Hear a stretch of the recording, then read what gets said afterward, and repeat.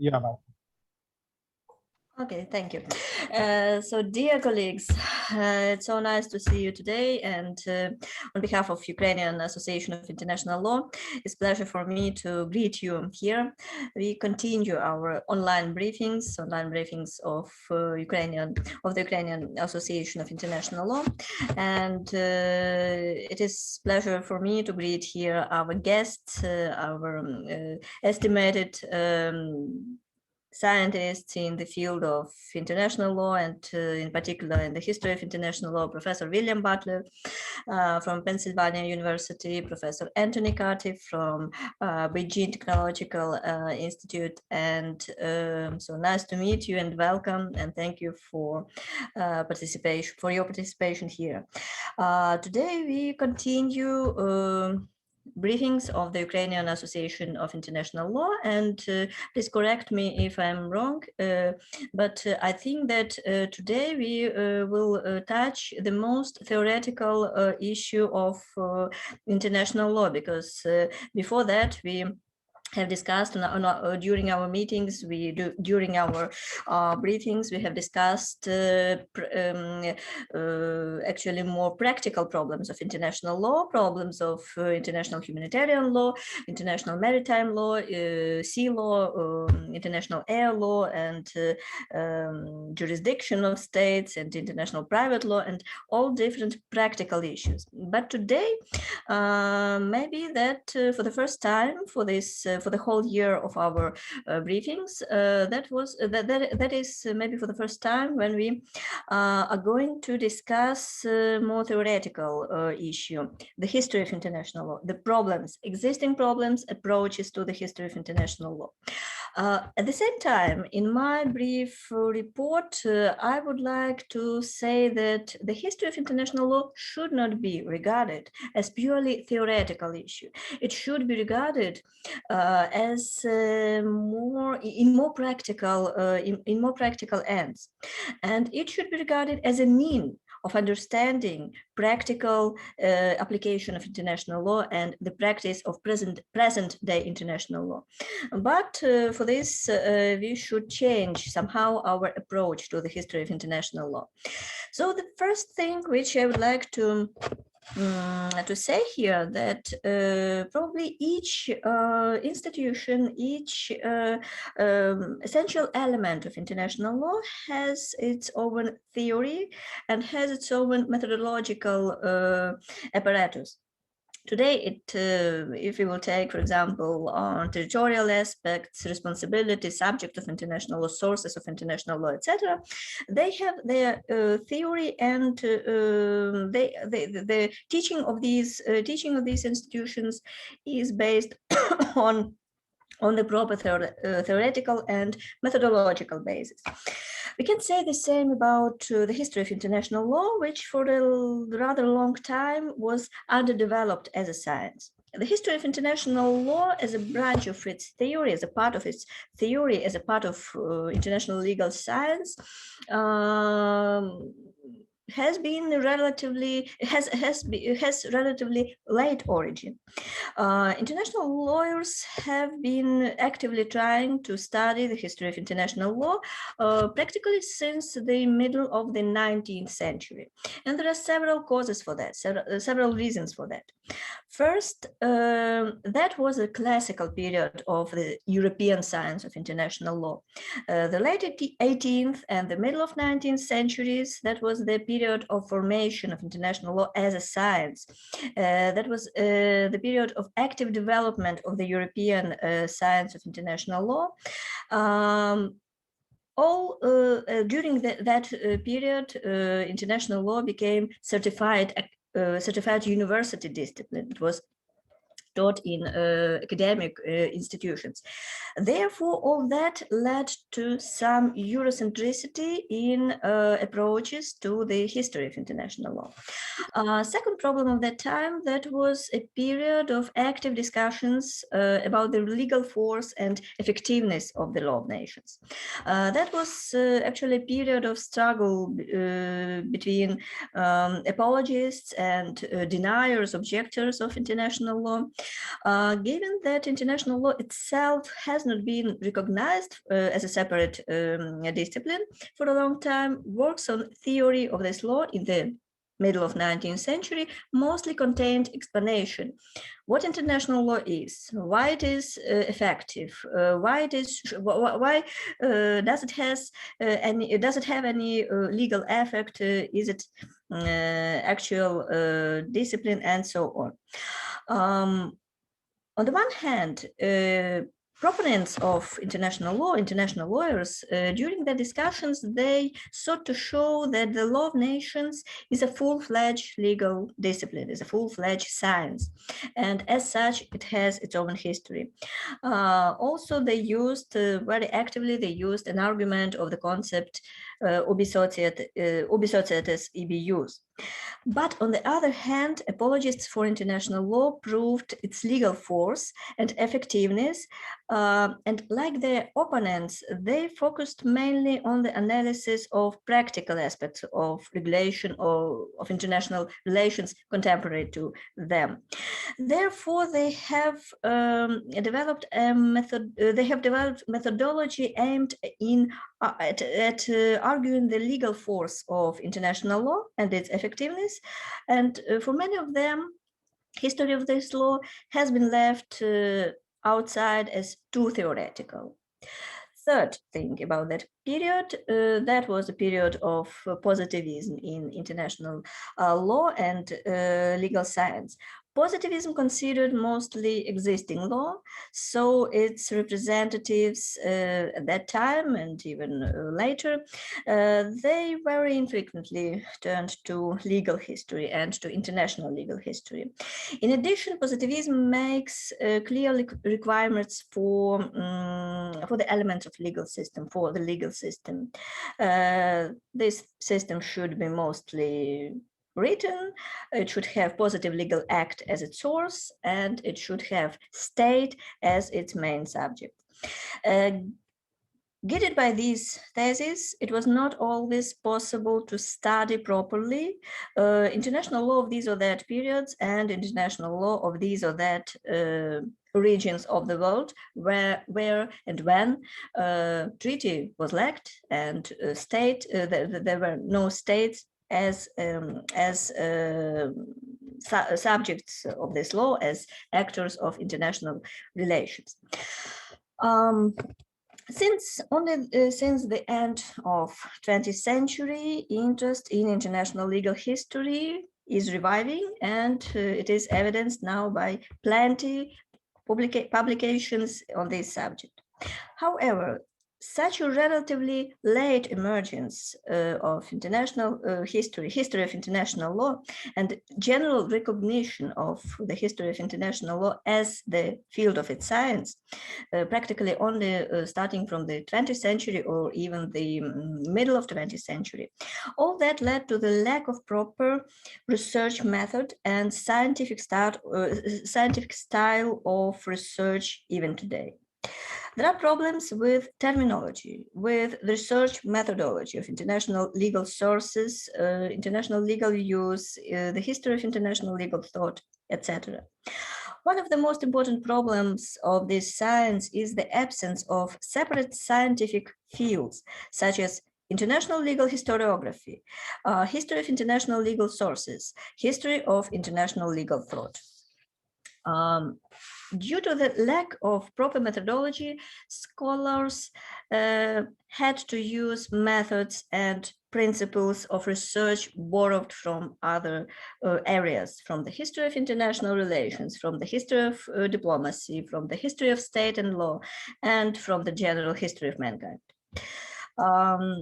Also, there are some objective reasons for such a situation. The findings of the most valuable diplomatic archives, for instance, I'm speaking now about the history of ancient world. So the findings of the most valuable diplomatic archives of the ancient world date back only to the end of 19th century and the beginning of 20th century. For example, the Telen Amarna archive of diplomatic correspondence of the Egyptian pharaohs that contained more than 500 documents of international legal practice of the second millennium BC, and all that was found. That was founded only during 1887, 1890s.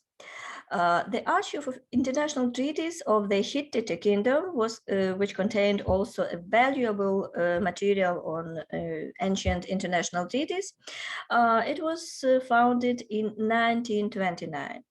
Only in 1933, from 1933 to 1939, the Archive of the City of Mari in Asia Minor was, with texts of diplomatic correspondence and international treaties was found.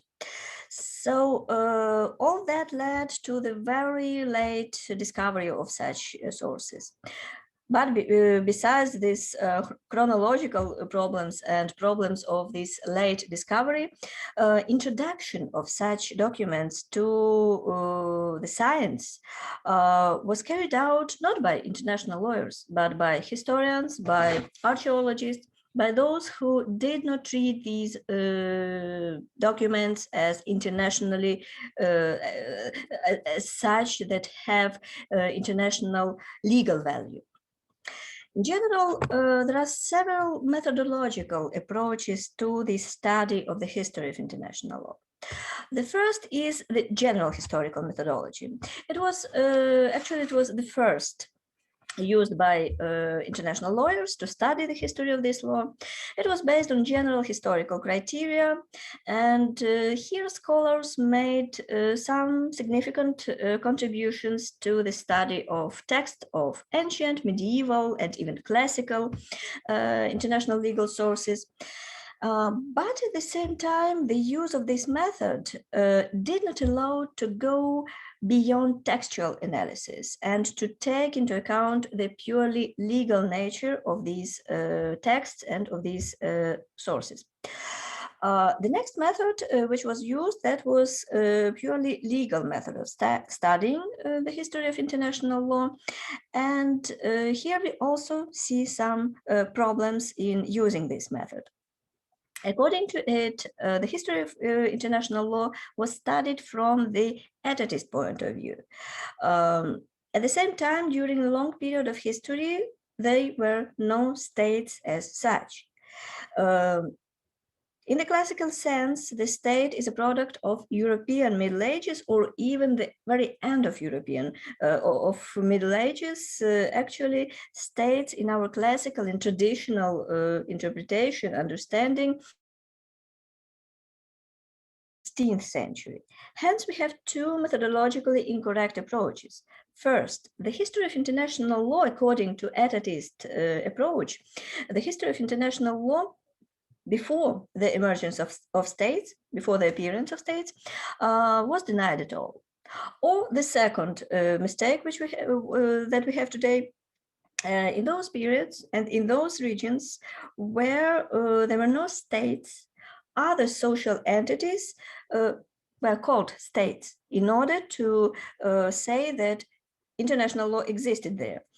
So in this approach, we have the situation when, for example, chiefdoms, tribes, cities, unions of tribes were called states and were regarded, treated as states, and actually intertribal, interchiefdom relations were treated as interstate relations. Another method which should be used, that is the method of comparative legal study. The method of comparative legal study is fully recognized in general theory of law, in different fields of municipal law, and even in international private law. As a method of research, comparative law was rarely used in history of international, in the domain of history of international law. And here I should refer to collection of papers edited by Professor Butler in 1980, I suppose, and that was on interdisciplinary approach to international law, and even at that time it was stated that a comparative method should be used. But it is, even today, it is almost lacking in studying the history of international law. As a method of research, comparative law would help us to establish the essence of different elements of international law. First, different regional subsystems could be compared. Second, historically established institutions, rules, or principles of international law could be compared. And third, features of international law in different historical periods also should be compared. The history of international law as a scientific field and as a part of its theory aims not only to describe past events. That's why I'm talking about history of international law as more practical discipline, and it should be revised as a practical discipline. So the history should be treated not only as a mean to describe past events, but to identify the essence of international law. Scientists pose question when international law appeared. Instead of that, I would pose question why international law appeared and how it appeared. These questions and answer to these questions are more important in order to understand the essence of international law. One of the most difficult problems of the history of international law, which was touched by the lack of the proper methodology, is historical periodization of international law. Today we have different historical periodizations, but the first and the most popular, the most general periodization was periodization based on general historical criteria. Actually, periods of international law were compared with the proper periods of the history of mankind, of general history of the world. Besides that, some other criteria were also used here. These were conclusion of the most significant international legal treaties, international schools, and change of different scientific approaches. Some scholars combine different criteria for the periodization. But what is important to say here that the lack of proper methodology, which is the result of this such comparatively relatively late appearance of the history of international law.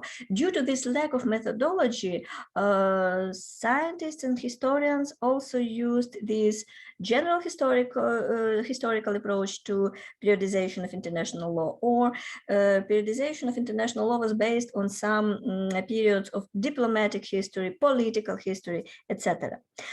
But here we should note that there could be no general common periodization of history of international law. Historical periods does not coincide, historical periods of international law and international law itself does not coincide in different regions of the world. For example, in order not to spare time, just one example, when Europe and European international law entered its medieval period, and when it could be called medieval international law, at that very time, international law of China and Chinese international law actually had this medieval form for a long time. So these periods are not coincided, and we can say about the unique, common, general periodization of international law. Very often in the science of international law, its history is understood only as a period of recent centuries and period of some recent developments and recent centuries.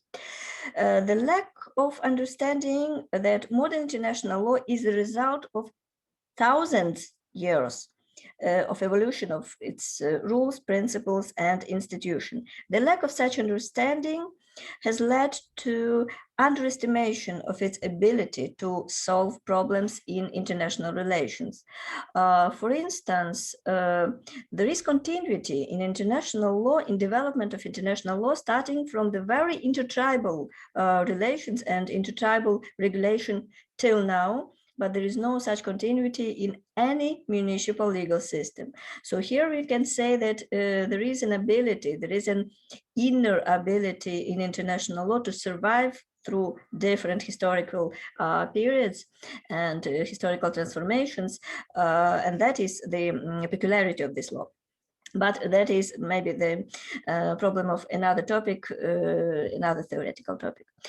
There can be no general chronologically identical history of international law for different regions and for different cultures of the world.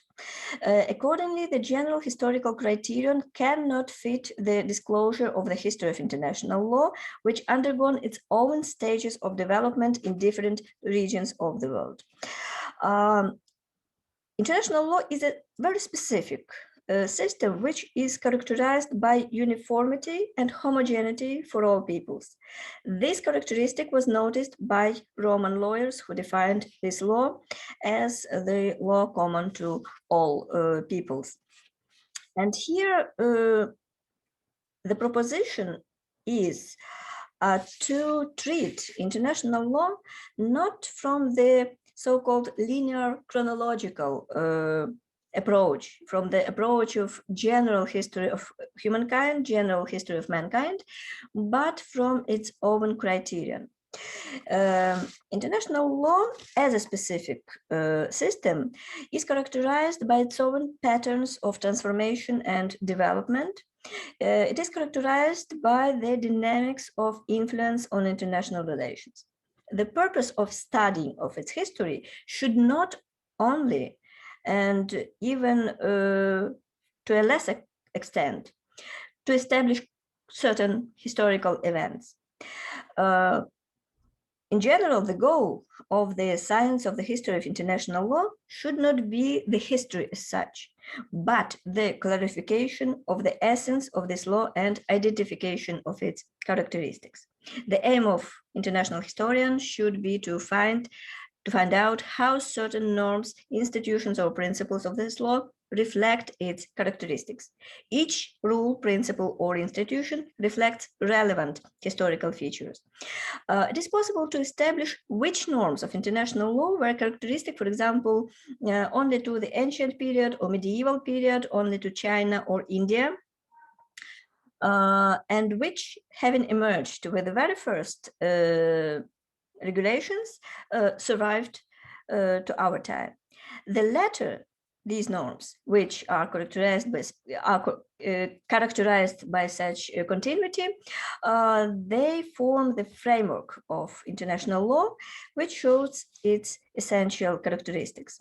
Almost every international legal rule or institution in its historical context contains information about the peculiarity of this law. Even if this rule or institution is characteristic to this or that period or to this or that region, it also shows, after it disappears, it also shows why international law abandoned this rule. And also that is about the essence of this law. The general chronological methodology does not reflect the specifics of this law and historical development of this law. Instead of that, we may propose the so-called institutional sectoral study of the history of international law. Given the comparative homogeneity of the emergence of international law in different regions of the world, we can compare the historical development of the institutions or rules of each of them.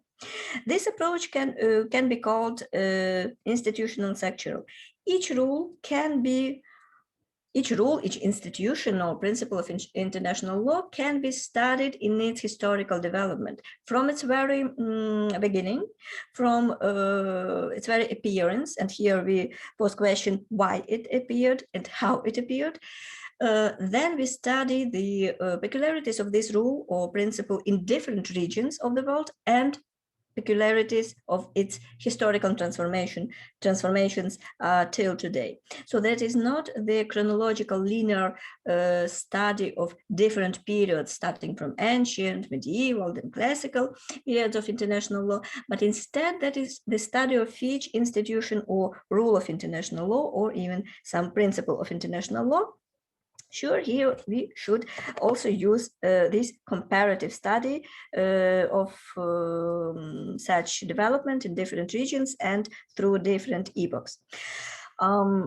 Besides that, for the full disclosure of the historical essence of an element of international law, such elements of international law, it is important to study such institutions, such elements in terms of other sciences also. In addition to the actual comparative legal research, interdisciplinarity in a broad sense can be useful here. When studying the impact of the combination of these factors on the relevant international legal element, it is possible to fully identify its historical essence in the relevant period of history and the essence of law as it is, of international law as it is. To sum up, my idea is that any chosen methodology for studying the history of international law should aim to identify the essential characteristics of this law, including and mainly its present stage, its contemporary form, and its contemporary peculiarities. It should be directed not to the depth of historical events or facts, but to the depth and essence of the law itself.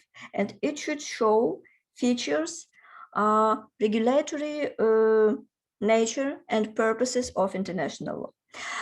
I think that such an institutional sectoral approach should be used in order to, as a new method of studying of the history of international law. So in order not to spare the time, I would I would end with that. I would finish with that, and maybe I will answer some questions. Thank you. Thank you, Professor Butkevych. Dear colleagues, a few words about our work today. So today we have 3 keynote speeches. Olga Volodymyrovna has already presented the first one. Then we are going to have 2 more keynote speeches by Professor Butler and Professor Carty. And after these keynote speeches, we are going to have Q&A sections. So I invite you to type your questions to the chat of Zoom, and you will get answers to your questions. If you have a question to an exact speaker, please indicate his or her name. If you have a general question and you want to see some discussion about some topic, so you may just type your question or what you want to hear and what you want to be discussed. Now I think it's time to go to Professor William Elliott Butler, who is a prominent American comparative law educator and lawyer, who has specialized on the law and legal systems of Russia, Ukraine, Kazakhstan, and the other post-Soviet legal systems, Mongolia, the Chinese Soviet Republic, and an expert in the field of public and private international law. Now, Professor Butler is John Edward Fowler Distinguished Professor of Law and International Affairs at Pennsylvania State University. He has founded learned journals and yearbooks. I will name only one extremely close to our today topics, and it is Jus Gentium Journal of International Legal History. Professor Butler is a friend of Ukraine. He is a foreign member of the National Academy of Sciences of Ukraine and the National Academy of Law Sciences of Ukraine. So now I give the floor to Professor Butler to present his report under the title Translation of International Legal Doctrinal Writing, Hugo Grotius and Friedrich Martens. Professor Butler, you are welcome. I'm unmuted. Yeah, we can hear you. Yeah, you are welcome. Thank you. As it happens, my topic today complements what Dr. Butkevych has been talking about, but from a slightly different angle of vision. I chose to talk about legal translations because I have two books which are literally in press as we speak that deal with different aspects of this problem. One of them deals with the 7 English translations of Hugo Grotius on the law of war and peace. There have been 7 since 1654, ending in 1928. And they have been reprinted. Recently, the Liberty Fund in Indianapolis, which some of you know, reprinted the 1738 translation of Grotius.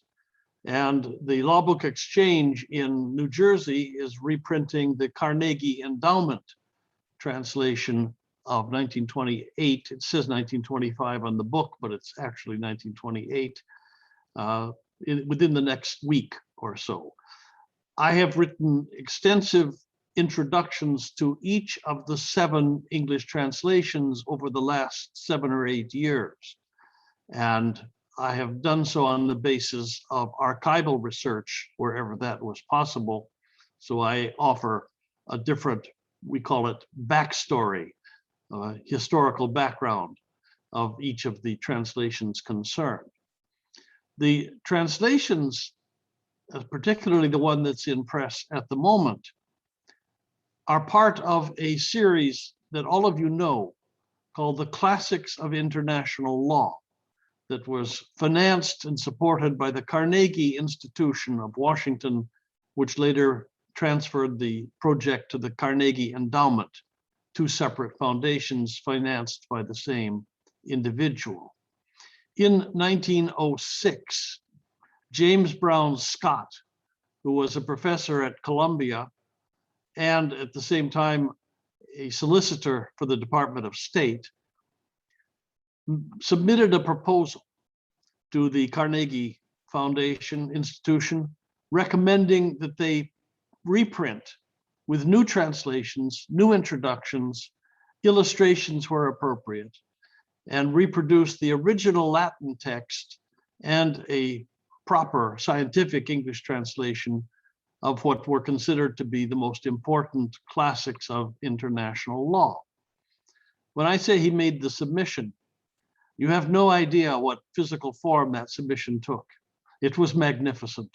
It was a printed, hand-printed on handmade paper pamphlet, which made the proposal to the trustees of the Carnegie Institution. I think it's quite a rare piece. I've seen only one copy. It's in the archives of Georgetown University in the holdings of George Finch. Now I've lost you on the image, but I'm not sure whether you're still listening to me or not. Yeah, we are still listening. Yeah, we're back. The trustees approved the proposal, and they then sent letters around to the leading international lawyers of the world, asking them for recommendations as to what book should be included in the series, and volunteers who were willing to produce a modern translation. And they got all of the positive answers you would expect, and they got offers to contribute translations in all of this. By way of a footnote, I should say that one of the individuals who was approached rather late in the project was Vladimir Hrabar, who learned of the series. There is a letter in the archives at Columbia University from his brother Igor, who was the distinguished art historian, but also a lawyer by training. And Igor wrote to James Brown Scott to offer the services of his brother as a translator of several volumes for the work concerned. The letter was in 1924. At the time, Igor Grubar had no way of knowing that the Carnegie Endowment had suspended the project because the translation of Hugo Grotius was so delayed that they were trying to punish the translator and embarrass him into speeding up his work. Igor Grubar said to Scott that Vladimir would consider emigrating from the Soviet Union and coming to New York to join the project if the Carnegie Foundation would support him in all of this. It's the only letter of its kind. Igor was in New York because there was a massive exposition of Soviet art, 1,800 pieces of paintings and engravings, etc. And there is an exhibition as we speak in Moscow at the moment at the Museum of Russian Impressionism that contains over 300 of those paintings, which were brought to New York at the time. Scott wrote back to Grubar and said he was sorry, but the project was suspended and this was not the right time to do it. So it never happened. But it's a small episode in Vladimir's life that we never knew before. And now we don't. Hugo Grotius's book on the law of war and peace was to be the center of the entire project. It was the one volume they wanted to do most enthusiastically. And they, for that volume and for all of most of the other Grotius volumes that have been translated, they chose not a lawyer, but either a clergyman or a classicist, a specialist in theology or in the Roman and Greek classics. And that was true of all 7 translations from 1654 until 1928. Interesting choice. That wasn't true of the other books. The other books were translated, you can see the list, by international lawyers, but not Grotius. They decided to do what we would call a translation by committee. Scott originally approached a priest at the Catholic University in Washington, D.C. to undertake the translation by himself. That man worked for 10 years. As far as we know, he never submitted any text. He passed away in 1916 of who knows what illness, but he was fairly young at the time. So Scott looked for a replacement. And he looked for 18 months to find somebody, and he found an individual that he believed was the ideal person, a man named Francis Kelsey. Kelsey was a professor at the University of Michigan. He was a distinguished classicist. He had a strong record of publication of translations of the classics. And he and Scott were both Presbyterians or Calvinists, if you will, as was Hugo Grotius. So Scott persuaded Kelsey to undertake the project. Kelsey said that he could do it if he were allowed to have a team of collaborators within 18 months. Now, you've looked at Grotius, I'm sure. The Latin text is 800 closely written pages. Grotius wrote it after his escape from prison, but he did not have much access to a library at the time. So he worked for a lot of his text from memory, which means some of his quotations are not as precise as they would have been if he had had the original text. Scott agreed to the committee approach, and Kelsey made it clear, and this is of signal importance to us, that he wanted the Grotius text in English to appear as though Grotius were an Englishman. In other words, he wanted the text to read in such a literary style that it would appear that Grotius was a natural and excellent English speaker and stylist, and that they would edit the text so that the translation reflected that approach. So Kelsey said, I have 3 colleagues in Michigan who are all working in the classics. They're either classicists or political scientists, and they will help me on this project, and we will divide up the Grotius book into subsections, and each of us will take a subsection, and I, Kelsey, will edit the entire product to your satisfaction. Scott agreed. They agreed a sum of money, which was not bad at all at the time, and the project got underway. Then, of course, certain things happened. The World War I ended earlier than they expected, 2 years earlier than they expected at the time. And they wanted Grotius available to the negotiators at Versailles because they thought it would be helpful to them. So they affected their deadline. Secondly, Scott was appointed to assist the peace delegation in Paris. So he was removed from Washington for an extended period of time, which meant he couldn't supervise the translation. Kelsey, in the meantime, was an archaeologist as well as a classicist, and the end of the war meant that he could return to the Middle East and complete some excavations that he had been involved in before the war, and he desperately wanted to do. So that also affected his ability to devote time to the translation. This and other factors contributed to a much slower product, and I won't dwell on the details here today, but the result was that instead of 18 months for the translation, it took 10 years to produce it. And the archives disclose a remarkable record of correspondence between Scott and Kelsey.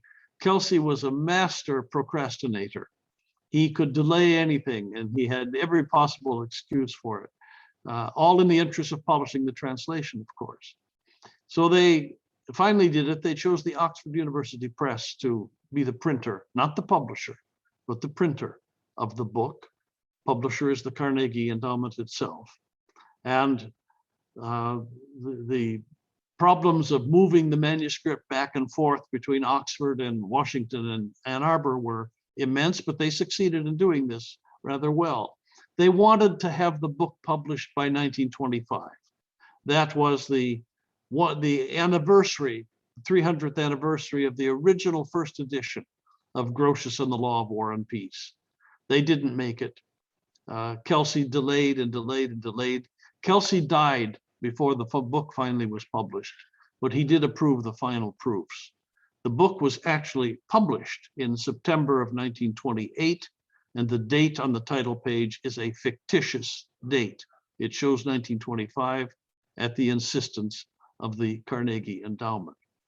Now, I dwell on this one in particular because as international lawyers, we often say we speak a common language, but we don't speak a common language. We speak a common terminology, and there's a big difference between the two. We all speak our respective national languages. As international lawyers, we all know some Latin phrases, jus gentium, pacta sunt servanda, rebus substantibus, etc. We work with Latin phrases, but I suspect that our fluency in Latin is not nearly good enough to read Grotius in the original. And the 7 translations that have been done of him in English, I'm asked frequently, are they any good? And my answer is they're all good. They all represent the considered reflections of either an expert classicist or a team of classicists, and they each present their own perspective on what they understand Hugo Grotius to have said at the time. And they differ with each other, of course, because they have different perceptions of what Grotius intended at the time. So to apply Olga's criteria here, the comparative study of classics, the translations of classics of international law, is entirely an appropriate exercise. Grotius, of course, was translated into Church Slavonic in Kyiv in 1712 by instruction of Peter the Great. And the manuscript, as I understand it, is located in St. Petersburg, although you may have a copy in Ukraine somewhere or other. I have been a strong proponent of your publishing that translation with a modern Ukrainian text to go with it. I hope someday you'll do it. It's worth doing it because it's part of the whole history of this exercise. And when I say history, I don't mean merely the history of the book. One of the things that translations is a history of is the movement of international legal concepts from one part of the planet to the other. And I've done some work on Pyotr Shafirov, as many of you are aware. One of the things we discovered of Shafirov's book of 1717 was that he uses terminology of international law, some of which dates back to the 10th century, and others of which is imported into the Russian language at the time from Polish, from Italian, from Latin, from the Dutch language, German, English, etc. When the language moves, when the words move, so does the concept move with it. That's the assumption. So Shafirov's book is a printed work. It's the first original printed work on international law in the Russian language. But that means that there are manuscript sources behind it which should reflect the same terminology. And they would represent first use of the relevant terminology concerned. So it means that we have something working in parallel with the development of national legal systems. We have a concept at work of international legal rules that societies, whatever stage of development they may be at, are developing and sharing with one another, and they're developing a common terminology in their respective national languages to incorporate these notions. So in other words, translation and the use of language becomes one of the tools by which we can trace the movement of international legal concepts from one to another. It doesn't necessarily mean compliance. That's a different study. Maybe they comply with the rule, maybe they violate the rule, maybe they reinterpret the rule, etc. That's all the proper subject of study by all of us who are interested in the history of international law. But the foundation for what we're doing is the use of the terminology itself. And I think that the translations that we have, whether they're modern or classical, are all offering insight of one kind or another into this particular process. Now, I decided not long ago, earlier this year, that I would undertake quite a different project. I would undertake a project of translating Fyodor Fyodorovich Martin's Современное международное право цивилизованных народов, the contemporary international law of civilized peoples. I had a big debate with myself about how to translate narod, whether as people or as nation.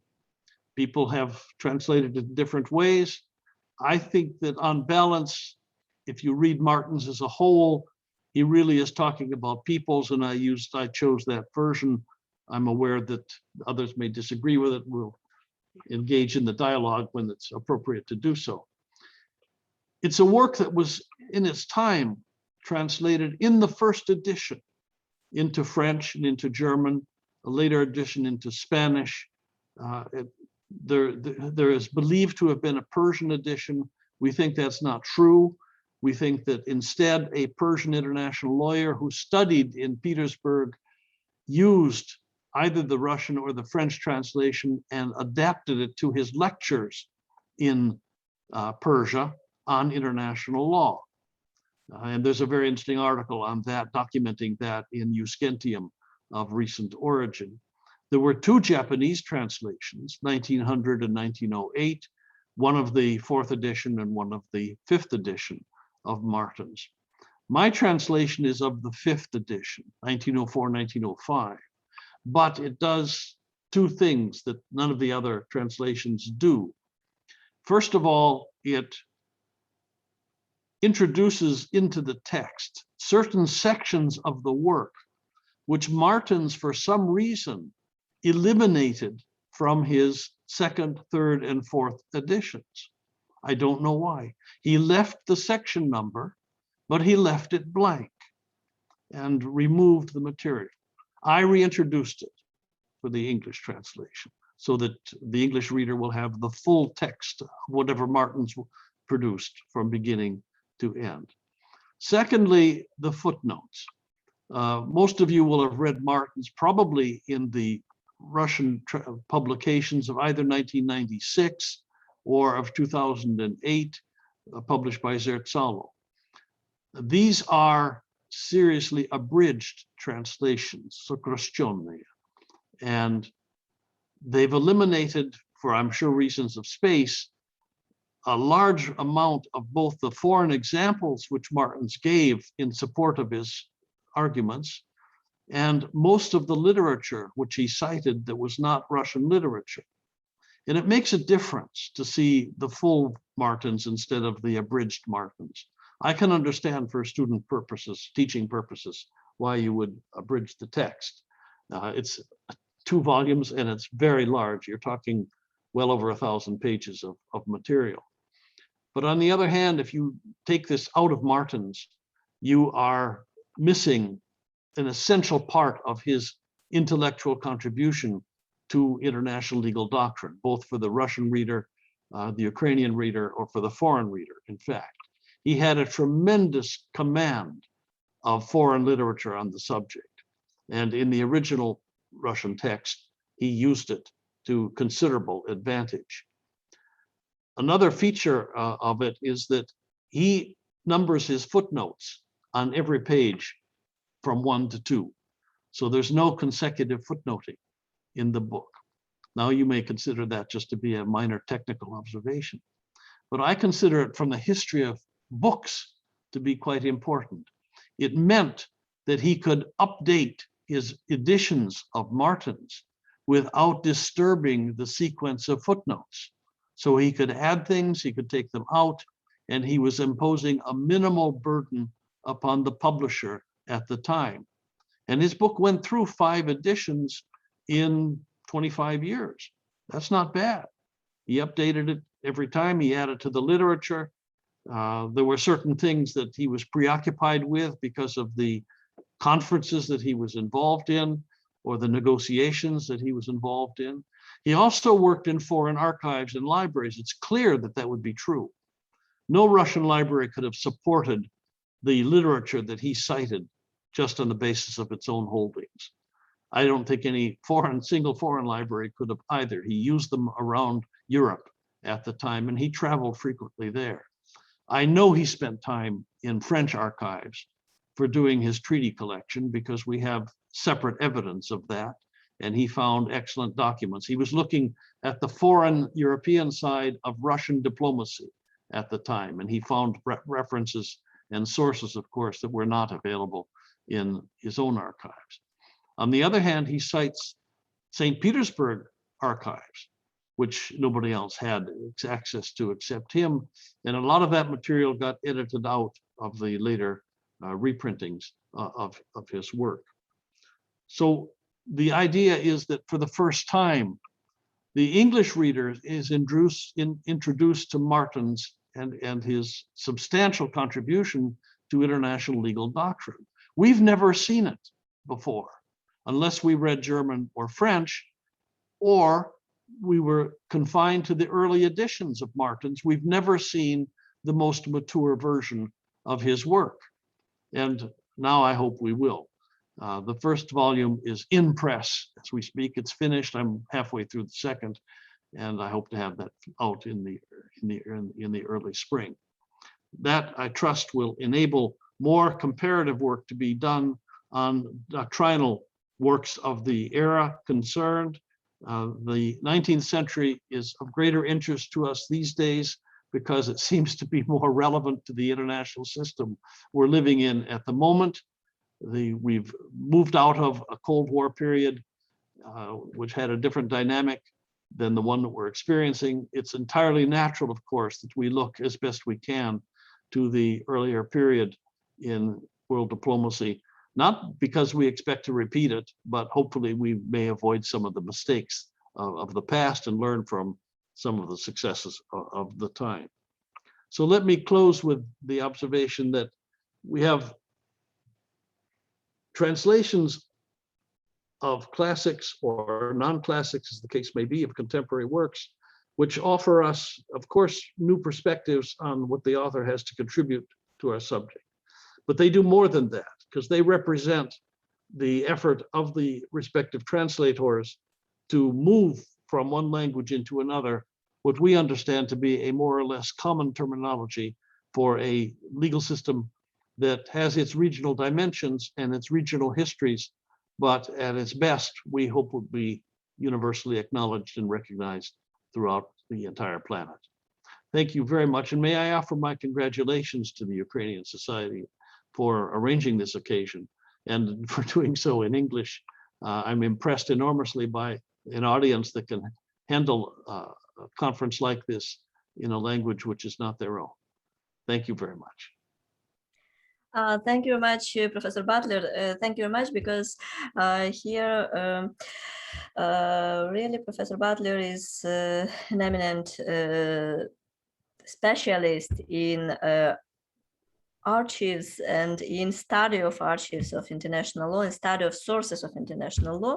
And here, what I have said about, we may add that maybe these terminological problems of translation, that is the separate field which should be covered by the history of international law and by the theory of the history of international law. Here we have another rather huge problem in the history of international law. And by the way, as it was said during our previous meetings in the Ukrainian Association of International Law, there is a need to develop the study of archives. Archives, I mean the study of scientific sources of scientific sources of international law. So thank you very much for your report, and thank you very much for this speech. And now I would like to present Professor Carty. Professor Carty is professor of Beijing Institute of Technology. Before that, he possessed a chair in Hong Kong University, and before that, he was a professor in Aberdeen University. And Professor Carty is not only well-known specialist in the history of international law and theory of international law and sources of international law as well, but also he is an author of dozens of works in this field. So Professor Carty, the floor is yours, please. Thank you very much. I think I'm no longer muted, right? I understood that one was to simply make some remarks for 10 or 15 minutes, and that then there would be an open discussion to the floor. But both the previous speakers have spoken for about half an hour and given full papers, but I will not be doing that. I'm simply going to make some controversial remarks about the debate about methodologies of history of international law, which I hope would not run for more than about 10 minutes. And I have written them down so that it's not too rambling what I have to say. So methodologies of history of international law. How does the question arise at the present time? It's certainly become a passionate issue for discussion, and I get sent on the Academia EDU nearly every day an article written about the history of international law. There is the volume edited by Craven and Margosha Fitzmaurice around 2004, 2007, I think, Time, History and International Law, and I participated in that along with Randall Leshafer. Now we have very recently Schaefer and Peters from Heidelberg have then published a volume which just arrived with me this morning, Politics and the History of International Law, The Quest for Knowledge and Justice. And then there is, Anne Orford has just published International Law and the Politics of History, which I have had an opportunity to look at, and but look closely at some aspects of it. But it's a 400-page study, and I have still to look at it very closely.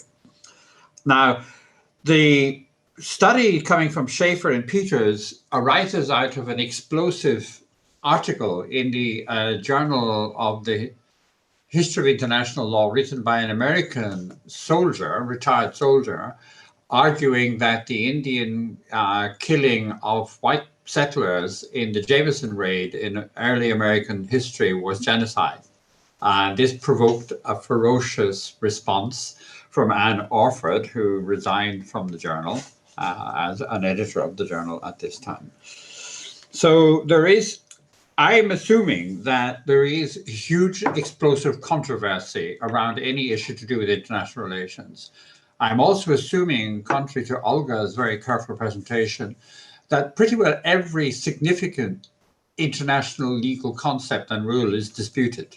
There is no prospect of producing a history of any legal concept which is going to receive anything like unanimous reception. But partially the issue raised very meticulously by William that problems of translation, in my view, in international law are pretty insurmountable, and not merely within Europe, but especially between Europe and non-European civilizations. Now, the study, hoping to stimulate discussion or to say something relevant to our audience, I noticed that in the introduction to Schaefer and Peter's edited volume, that these two editors specifically mentioned Ukraine and Russia, saying that governments normally seek to harness academics to instrumentalize scholarships for their ends and to seal debates by decreeing an official history. And apparently there is a letter from scholars on the Ukraine, a so-called anti-communist law letter of April 2015, referring as well to Putin's legal and administrative distortion of history as being unjust. It is difficult and contentious issues should remain matters of debate. Now, the book goes on to argue, these books go on to argue that one has to find a way between these two editors go on to argue one has to find a way between the unattainable ideal of scholarly neutrality and the partisan politics on the other side. It is a matter of personal inclination whether one errs more on one side or the other. Well, I regard this dichotomy as meaningless, and there is no objective definition of what is partisan, and there is no objective basis for criticizing governments for attempting to amass legal arguments to support their case. That is what law is about.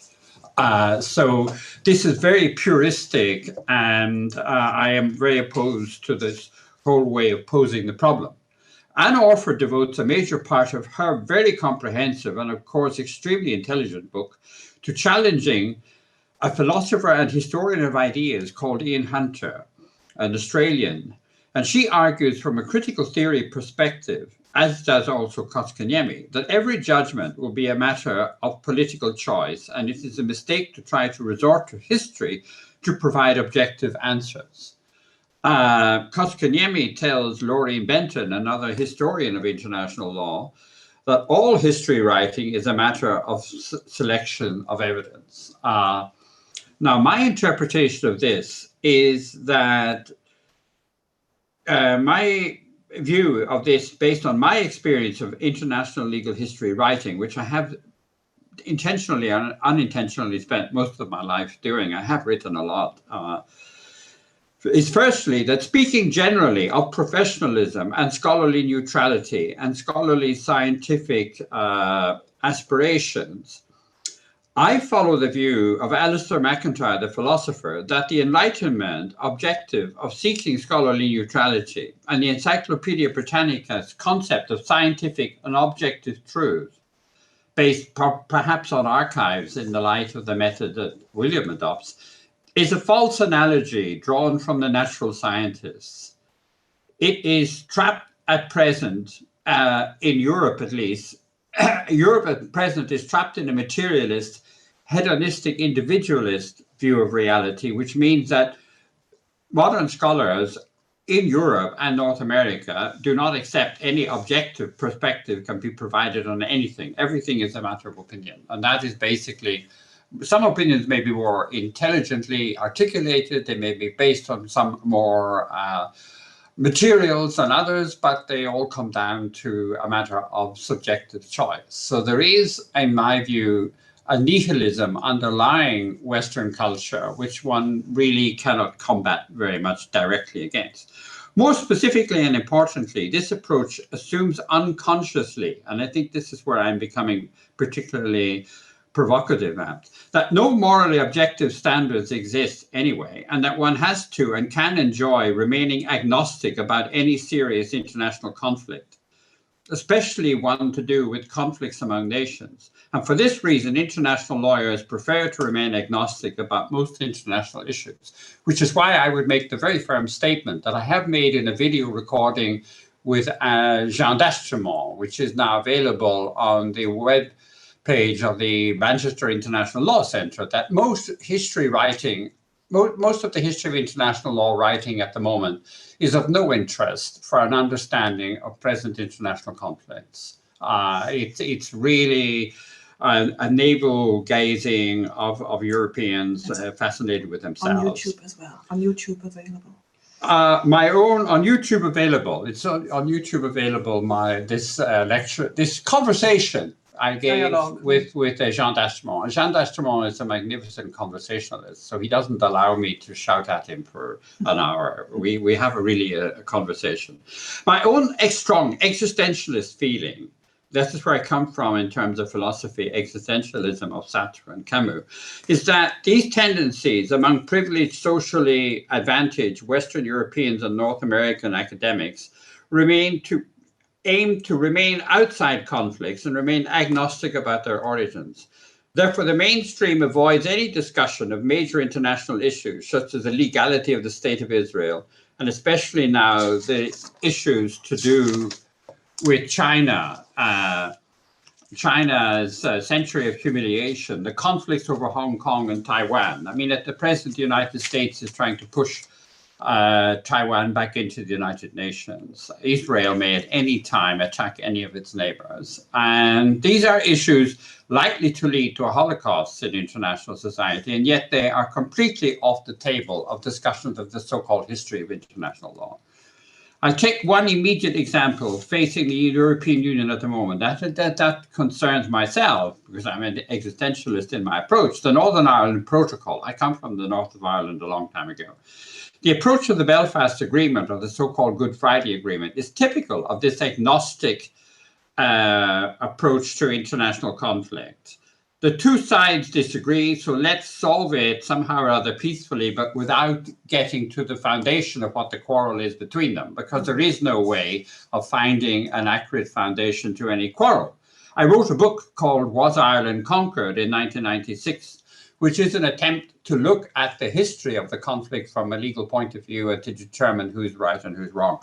And this was boycotted by the academia, and indeed by my critical international law scholars seemed to be worried about it was even a book written by a terrorist. And yet now there is forceful controversy over the failure to choose which side in Northern Ireland should have the customs union border imposed upon them, whether it should be the Catholic community in relation to the south of Ireland or the Protestant community in relation to the United Kingdom. So I would argue very much that running away from getting to the foundations of conflict, which suits the agnostic materialist Western European, North American mentality and dominates the study of the history of international law, is really quite useless. With China, there is the fierce dispute about the status of Hong Kong, and the European Parliament has pompously denounced China for its position on Hong Kong, but of course the European Parliament has no understanding of the history of the Hong Kong conflict and is absolutely not interested. Western academics are unwilling to confront the history of the Hong Kong story. They won't look at the Treaty of Nanjing. They won't look at anything to do with China's history of century of humiliation. When I have tried to raise it at a conference in the Heidelberg Institute of International Law, I was simply told to shut up and prevented from speaking. Nor does any Western legal commentator intervene to consider the claims of China to Taiwan. This so-called turn to history in international law is a narcissist, incestuous debate within the profession of international law, which reproduces the agnostic culture of Western Europe and North America. I have written, and William has very kindly published here in his journal, a history of how the Taiwan issue was treated at the San Francisco conference. But none of this is brought to the front in an issue which, according to John Mearsheimer, is the most likely source of a possible Third World War. So finally, my own view is that there is the possibility of robust intellectual and rigorous scholarship with respect to the history of international law. I favor the views of Ian Hunter in his arguments with Anne Orford, and I very strongly recommend, as I think he's the most intelligent person working in this field, an article he has written called Global Justice and Regional Metaphysics on the Critical History of the Law of Nature and Nations. And he's written another wonderful article, but it's something that would be very difficult to find because of the title, about the dialectics of historiography of international law, an article written in the Journal of the History of Ideas. The difficulty for us as historians of international law is that doctrine of international law is an integral part of the history of ideas, which has its own logic and rigor, which lawyers do not normally have. It doesn't mean they can't acquire this knowledge, but they won't have had it as part of any of their education. To especially take the crucial issue of customary international law. I briefly observed in the Decay of International Law in 1986 that the concept of general custom, the concept of opinio juris of nations being shared to found a historical customary law of nations has its origin in early 19th century German idealist philosophy. I noticed von Kaltenborn as the person who first formulated this concept in the 1840s. I also noticed that this could not survive the nihilism of late 19th century industrial materialist, imperialist, nationalist Germany, where Treitschke and Nietzsche put forward a nihilist rejection of idealism. And yet this language remains encrusted in the language of international law. The famous continental shelf case of 1969 is merely a repetition of this idealist German concept. Now, to my mind, Ian Hunter demonstrates the truth of this argument much better than I could do, because he's a historian of ideas, whereas I'm a mere scribbler of international law. Now, there's another aspect of international law. Apart from doctrine, there's so-called practice. I've written about doctrine and practice of international law as a false dichotomy in the Oxford Handbook of the History of International Law. As for the practice of states, academics now largely parse the case law of the International Court and other international tribunals in order to indicate what is the customary practice of states. But in my writings, I show that it is possible to study specifically legal practice of states through archives and to show just how far states are or are not observing whatever they consider to be international law. I show this in my work on Fitzmaurice and the United Kingdom Foreign Office, which was published by Kluwer. An article on the missing admiralty orders provides a background to the Corfu Channel case, which is published in the Law and Practice of International Courts. But especially the legal archives of France and the United Kingdom on the South China Sea, which I regard as the pinnacle of my work in this area, which William has very kindly supported and published in a magnificent production of his journal, the Journal of International Legal History, which is exquisitely produced by the Law Book Exchange. A PhD student of mine, Jishan Li, at the University of Aberdeen, did a study of the history of the seizure of Hong Kong by the British and the Treaty of Nanjing of 1842.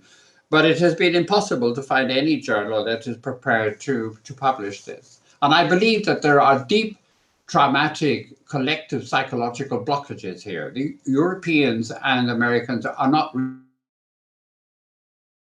understand, despite all the scribbling of international legal history, what on earth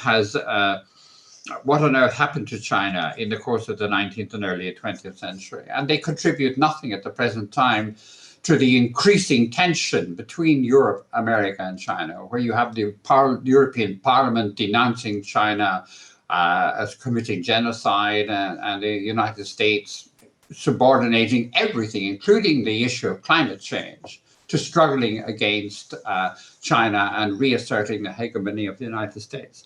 So I believe, as an existentialist, and I'm trying to be sympathetic, I know nothing about Ukraine, but I identify with Ukraine as a country that is beleaguered by a powerful neighbor. And I come from a country which has been beleaguered by a powerful neighbor. I would strongly ignore the recommendation of Schaefer and Peters and get stuck into the conflicts that mark your Ukrainian history. These are the most important questions that Ukrainian international lawyers could be studying. And the whole history of the Ukraine from the time that it was part of the Ottoman Empire, how it was taken over by the Tsars of Russia, and the attempt of the Ukraine to become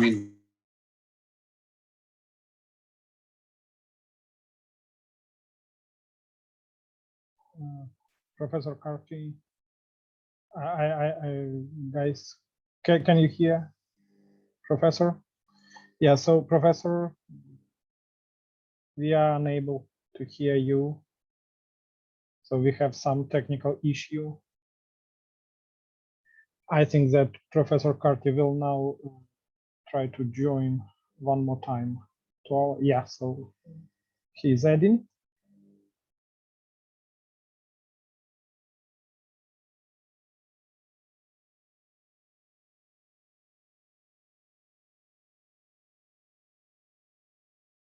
So,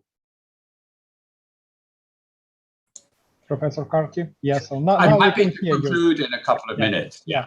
I have already spoken a bit longer than even I intended to. Well, no, I've spoken for 15 minutes, which is half of the time taken by the two other speakers. I don't make any bones about that. They talked far too long. I'm not allowing enough discussion from the audience of more than 70 people. But I personally think that academics, firstly, I would say in conclusion two things. We do not, as academic international lawyers, have the primary training you need to be a historian of international law.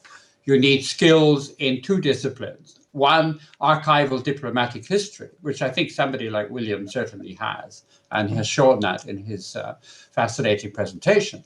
The other is you need an expertise in the history of ideas. And I really feel that we should take somebody like Ian Hunter as our model, and not the scribblings of international lawyers playing with the history of ideas. The third point is that there is no way of getting away from the crisis of civilization that the West suffers from.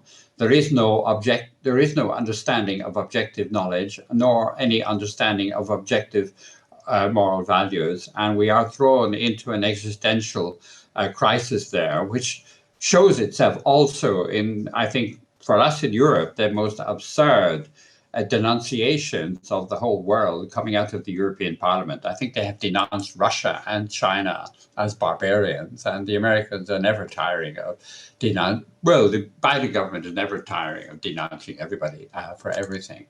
So we have to plow our own canoe, and we have to face practical difficulties which concern ourselves individually. And that is what I try to do with my life and in my writings.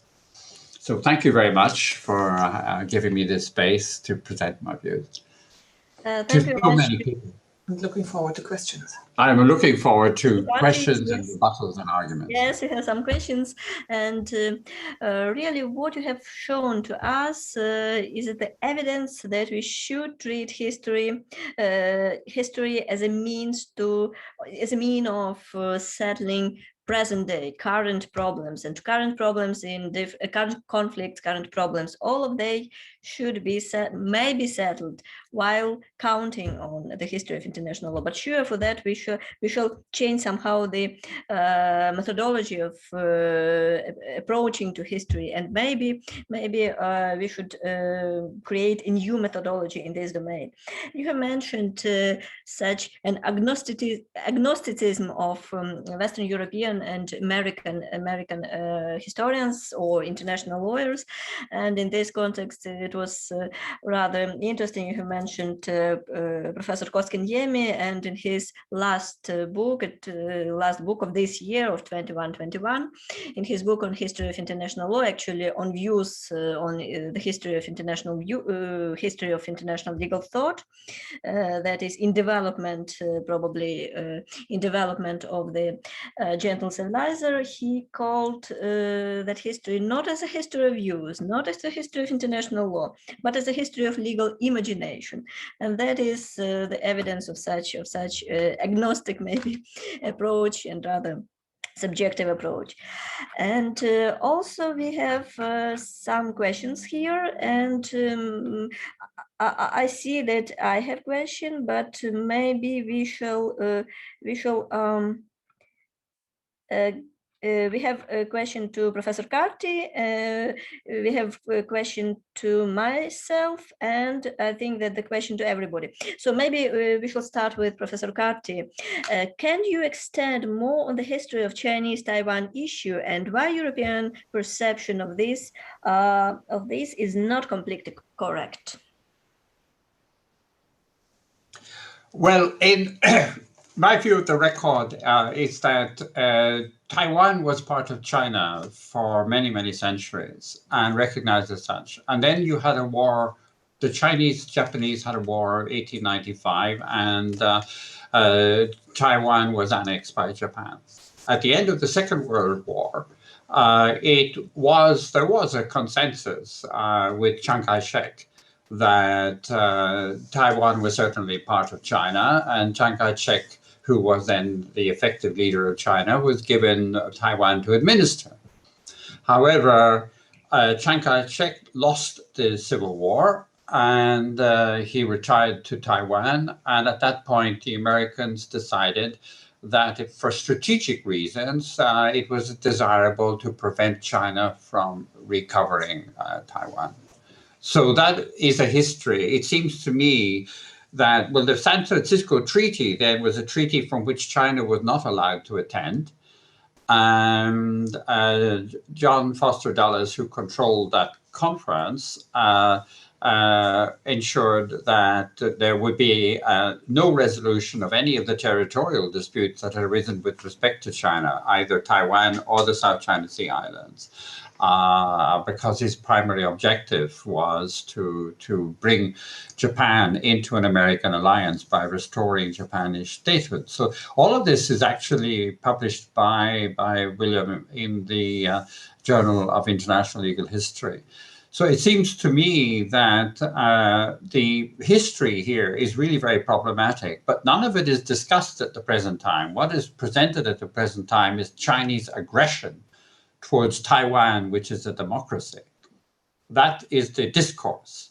And John Mersheimer has actually stated in a long discourse in the London School of Economics that this is a burning point for a Third World War, which is much more serious than the division of Europe during the Cold War, because the boundaries are much more fluid and the issues are much more unresearched. But you will not find in any of the heart-rending, anguishing reflections on the so-called correct method of international legal history any dealing with this issue. To my mind, legally, it's quite clear that records, a Filipino research assistant of mine rooted out this material from the foreign affairs documents of the U.S. foreign relations documents, that in 1950, the Joint Chiefs of Staff of the American Armed Forces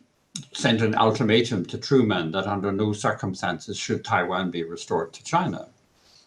This background is basically what I mean by considering the issues are very alarming. Now, I'm not saying that there is, from a moral perspective, an absolutely clear argument that China should have Taiwan restored to it, but I think the international law analysis of this subject is hopeless.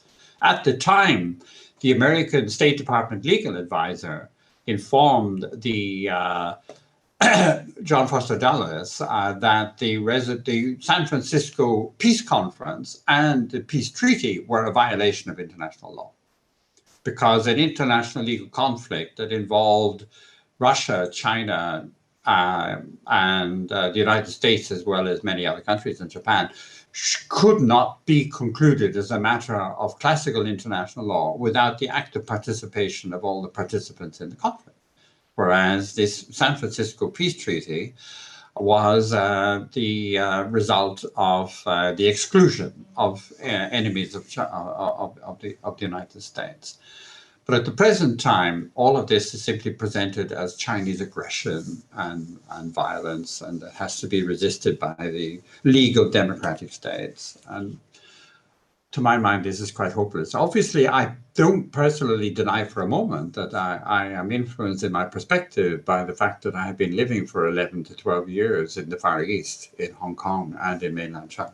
So that is my perspective. I'm not speaking as the Pope or as God Almighty. This is just my perspective, and I'm happy to have debate and discussion about it. But the agnostic community of international lawyers, the last thing they're going to discuss is any really important question. So when I wrote my book, I started my career with the decay of international law, by which I meant the decay of international lawyers. And that you want to encourage the audience to go yeah, deeper. So I'm encouraging the audience to come back and to intervene and say what they want. I mean, most of the participants are Ukrainian, so these issues are for you really existential. The situation of Ukraine is existential. Yeah. Thank you very much. Thank you very much, Professor. I also had a question here as to the recommendation, to recommend some literature, some works concerning institutional approach to the history. Actually, my idea was that there is a lack of institutional sectoral approach to the history of international law, and for the first time, such an approach was used, but in a very, very moderate way in the Oxford textbook on the history of international law. It was published in 2012, but actually we can describe it rather as a history of concepts, as a history of ideas, but not as a history of such institutional sectoral approach. I propose some elements of institutional sectoral approach in my work. It was published in Professor Butler's journal, Jus Gentium, Journal of the History of International Law, and there I propose some approaches as to the need to study international rules and institutes in their institutional sectoral history, and think that such an approach will be developed in further works, in further books. So we also have a question, and that maybe I think that foremost that's for my colleagues, for my foreign colleagues, that's about a Ukrainian issue, and that is about Ukrainian legislature. What is your opinion about future of Ukraine in approximation and adaptation to the norms of international law? Maybe we can adapt the example of other states in our legislature. So it's up to you, Professor Butler, Professor Carty, please. I totally understand the question. Yeah, I'll say again that you're going to give the. That's about approximation and adaptation of Ukrainian legislature. What can you suggest to Ukrainian legislature? Should it adopt the example of other states in approximation of this legislature to international legal standards? Well, I would think that the international legal standards are entirely contested, and what the Ukrainian parliament should do is to vigorously develop what it thinks should be the ideal international legal standards, and then project them onto the international community so that the Ukraine has an effective role in developing international law, which is, as I've said already, in every respect, highly contested. I take a slightly different understanding of the question, and I suppose suggest to the Ukrainian legislator that, first of all, the legislator ensure that Ukraine's legislation is in conformity with its international treaty obligations. And secondly, I think Ukraine has to make a decision about whether it really wants to become part of the European Union or whether it does not. And as long as you are, I understand that you're in limbo to some extent because of the European Union's reluctance to take a decisive position on this. But nonetheless, it has serious implications for your legislation. If you decide that you ultimately want to come in, even notwithstanding the kind of Polish objections that we're experiencing at the moment, then you need to go much further than you have so far in harmonizing your legislation with the EU. If you decide that you prefer a different relationship, then that will affect your approach to your own legislation and the extent to which that you decide to harmonize or not, and the extent to which you take into account other relationships that Ukraine might form with other communities, including the United Kingdom, separately from the European Union. So there's a substantial agenda in front of you if you choose to recognize it. But I think that you probably can't yourselves be on the fence anymore about whether you think that European Union is worth pursuing or not. There are implications to that with your relations with Russia, etc. A cynical Russian view might simply be to say Ukraine would be desirable within the Union because that would fractionate the Union to some extent. That was in parts of the United Kingdom also a view that was expressed before Brexit occurred, that you expand European Union membership in order to dilute the possibilities of integration. Well, the events have gone in a different direction, but the point is still there, and Turkish candidacy and Ukrainian candidacy and other candidacies all are an expression of that balance that's going to have to be struck. So I guess in response to the question, I would say that it would be in the interest of Ukraine to perhaps address this issue more explicitly than you've been willing to do so far. Thank you, Professor. Also, we have a question about Russian-Ukrainian conflict, and can it be compared to any other historical conflict, and what can we use when it comes to this situation? Would you compare it to any other historic international conflict and explain how we potentially may apply that experience by resolving the present issue? I think that today, first of all, today, as for me, we have a rather different situation than historical conflicts. That's why a lot of scholars speak about some hybrid wars, hybrid conflicts. And today, today's world is different. Today's world is really different, and it needs different approaches. But in this case, we may use the potential of the history of international law in order to understand the very international law, in order to understand international law itself and its possibilities and its abilities and its potential in settling such situations. So for me, it's not the case of comparing with this or that historical conflict, but the case is with treating international law itself. Maybe my colleagues have some other views on that. If yes, if not, we also have a question to Professor Carty. Dear Mr. Carty, what can you say about China policy about Tibet and how it can be estimated within the framework of international law? Well, I think this is a good question, which will also allow me to come back and to make some more remarks about Taiwan. The history of Tibet, as I understand it, is that Tibet was a tributary vassal within the Chinese Empire.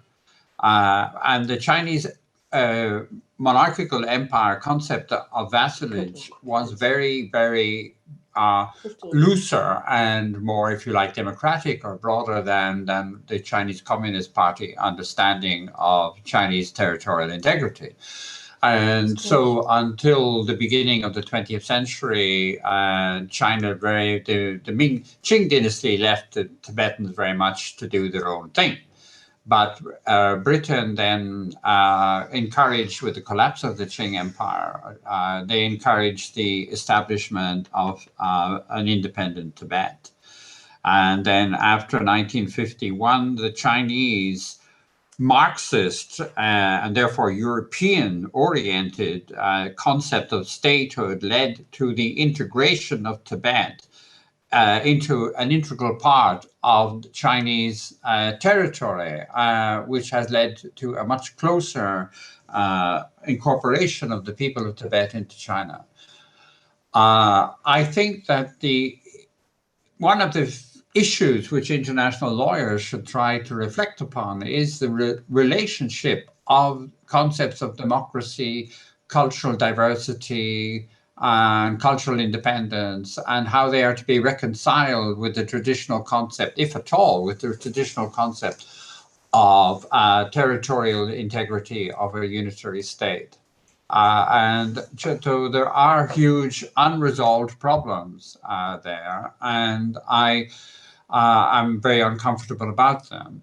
You see, this is where I dispute really how useful thinking about international law can be. To look at it from the Chinese point of view, mainland Chinese point of view, and a major consideration is that the population of Tibet is about 4 million people, but Tibet makes up about 25% of the territory of China.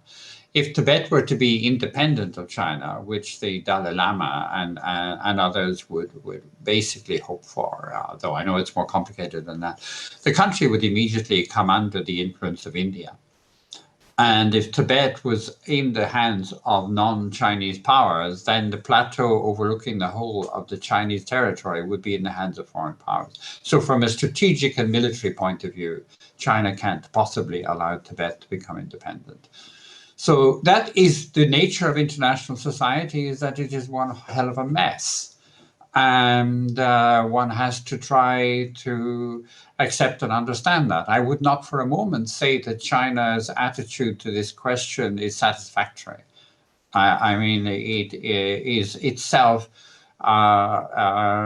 rigorously overprotective and over-control oriented in everything it does. I mean, that can be seen from its response to the coronavirus, that even though there are merely a few hundred people in China infected, they will not allow any foreigners like myself back into the country. So I have a personal gripe at the excessive security orientation of the Chinese regime. And in fact, the chief executive of Hong Kong, who could hardly be described as anti-Chinese, has protested at the extreme control-oriented attitude of China. So it's a horrible mess, and I believe because I'm not a nihilist, I believe our function as international lawyers, call ourselves international lawyers if we want to, is to try to understand the collective traumas that different nations are suffering in their relations with one another, and to try to unravel these traumas, which have some legal and institutional aspects, but are primarily collective psychological aspects to do with the concrete experience of nations, of one another in history. This is our function as mediating these conflicts. We don't have to take sides. We have enough to do in trying to understand the pathologies of the relations that people have with one another. China's attitude to Tibet is primarily, in my view, determined by the way the British Empire exploited the weakness of China and managed to separate Tibet from China between around 1900 and 1950. That is the dominating factor of China, and China's fear of India and India taking over Tibet. In my experience of China is that it does respect religious freedom, and there is no attempt on the part of the Chinese regime to stamp out Buddhist culture in Tibet. Buddhist culture is an integral part of Chinese culture, and Buddhist culture is an integral part of the thinking of the Chinese Communist Party at the moment.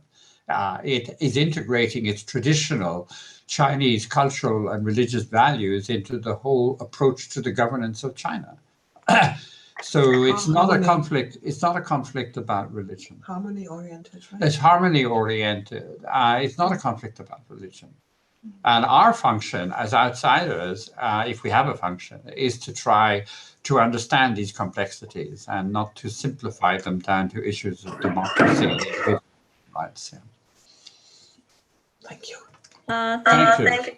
Thank you for the opportunity. And the same applies with Tibet, with Taiwan. I'm not a fascist. I don't believe the Taiwanese should be forced against their wishes into a communist state in China.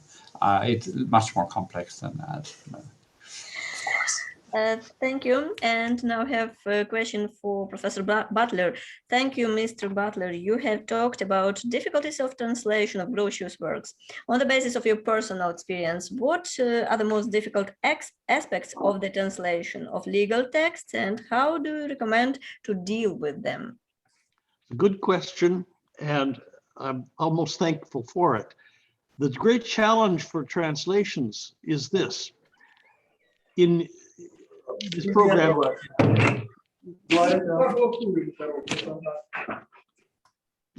itself is an excellent exercise in translation. Are you able to hear me?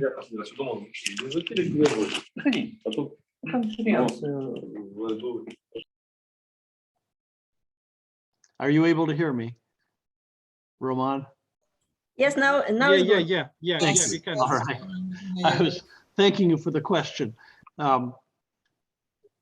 You do an outstanding job of teaching foreign languages in Central and Eastern Europe. It's quite remarkable. And an example to us all. The great challenge for the legal translator is that legal translation, in my opinion, should not be literary translation. And we differ from most other schools of translation in exactly that. As lawyers, we depend a great deal on precision of terminology, precision of punctuation, etc. We need a translation to be as close to the original as possible. And to the extent that the translator polishes or improves the original text, that translator is indulging in a distortion in a legal context. I've often said, and I will repeat here, that legal translation is the foundation of comparative law. It is the descriptive dimension of comparative law. And what you are being taught in your school of translation is essentially literary translation.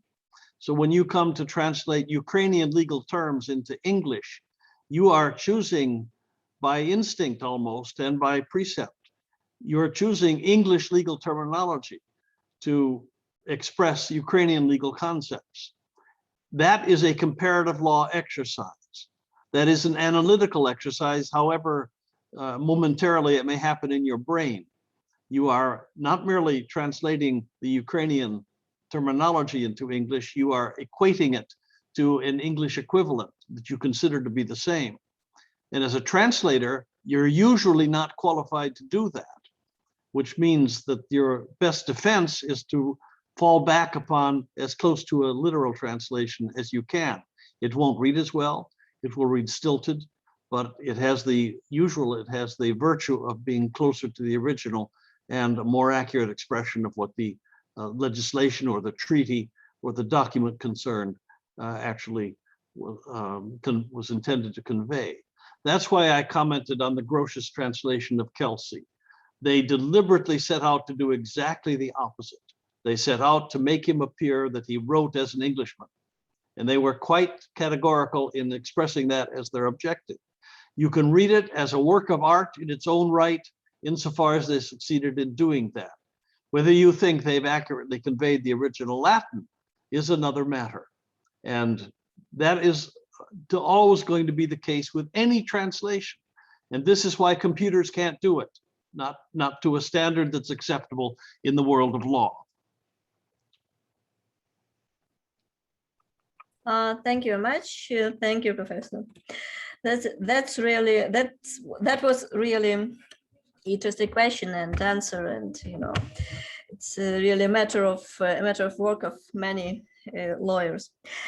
So I don't see any other questions here in the chat. Maybe somebody has any additions, any questions? I see no.